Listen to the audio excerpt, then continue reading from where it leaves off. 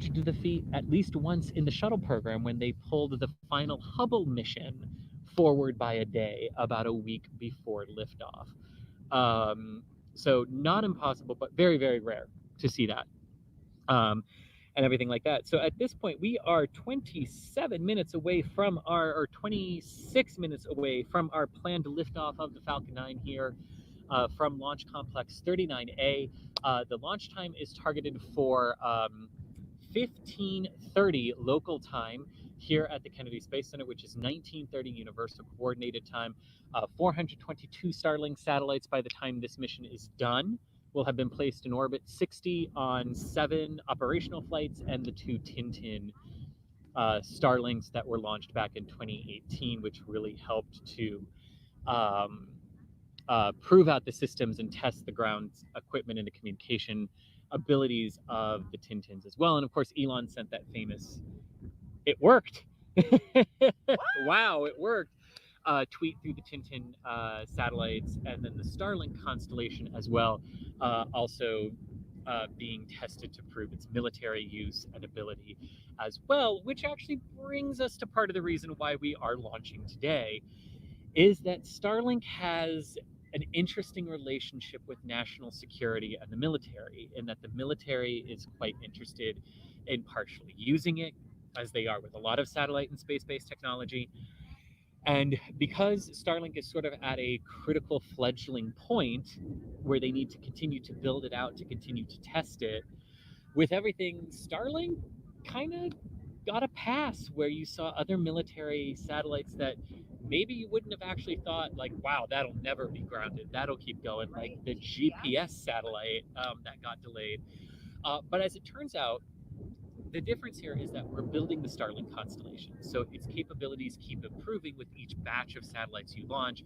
And that's what the military needs. It needs to build up that to finish all the testing that they really want to do with it and use the system the way they do. GPS network is fine. We're upgrading. We're not, oh my gosh, something failed, we have to get it up there to replace it.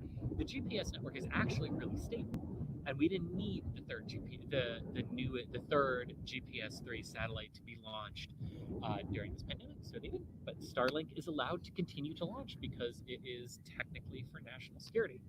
Exactly. Yep. Same reason that, and it's that same principle that's going to apply for the crew flight next month with SpaceX and with Demo 2. Anything that is deemed critical to national security or the defense of the nation is allowed to keep launching. And anything that is for the safety, protection, and preservation of the International Space Station is allowed to continue launching. So this is why cargo mission. This is why 2 days from now, there's a Russian progress up to the International Space Station, and then in May we have both a Japan automated transfer vehicle going up with cargo, and then Demo 2 going up as well. But this is also why Soyuz MS-16 was allowed to launch, and everything like that.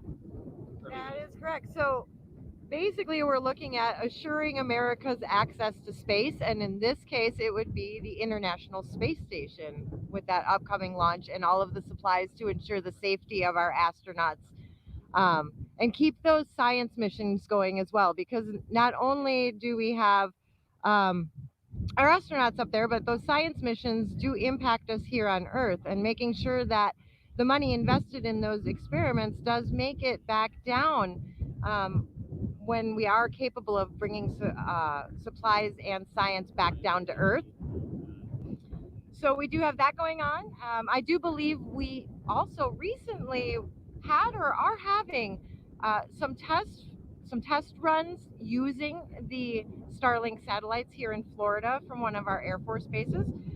Unfortunately, I do not have the article pulled up, but that is one of the things that was so important about continuing to build the constellation, was because there are current ops in the works to link up and see what that looks like with the state of the constellation now, which may impact future,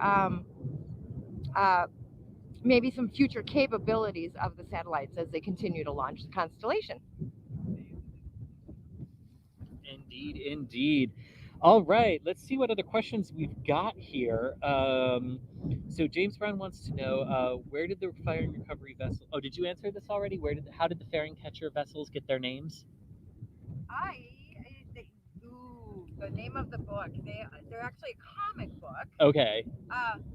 Mystery. Right. It actually is the name, right? It's like a spy novel kind of.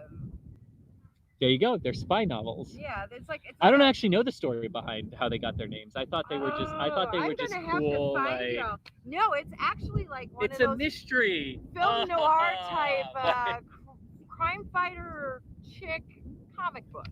All right. So you've got mystery or mystery and mischief. And mischief. There you go. There you go. See, even you learn something every day. Oh, It's awesome. awesome. Now I'm gonna have to find that comic book cover for you. All right, and Gary Gardner wants to know what happens to the second stage. It burns up. The second stage re-enters and burns up in the atmosphere and is disposed of. Yes, it's the only part of the Falcon 9 that is not reused.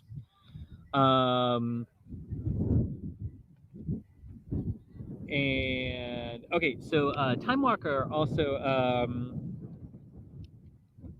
wanted to know, will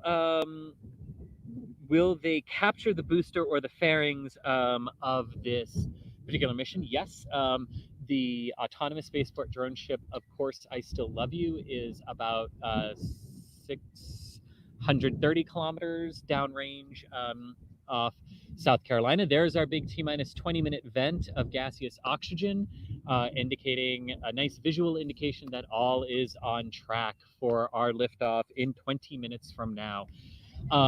But anyway, that's where the drone ship will be to catch the booster, and the fairing catcher vessels. I think the pre-mission thing I saw was 730 kilometers northeast of here, but Julia, you said a different number. 695. 695 for this mission. So 630 and 695 is how far downrange they will be to catch the booster and then to catch the fairings. And now that's their starting point at 695. Yes.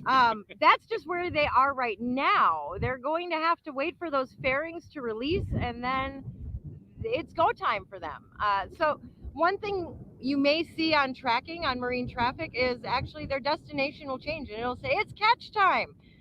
So they'll start at 695 kilometers, but they can go up to about 21 knots per hour with those fast boats, and they'll follow the signal, chase the fairing, and hopefully we will actually see our first double catch today. That's what I'm hoping for. But of course, if they should not be able to get directly under the fairings to catch them in the net, the fairings can splash down very safely and calmly in the Atlantic and be fished out for reuse.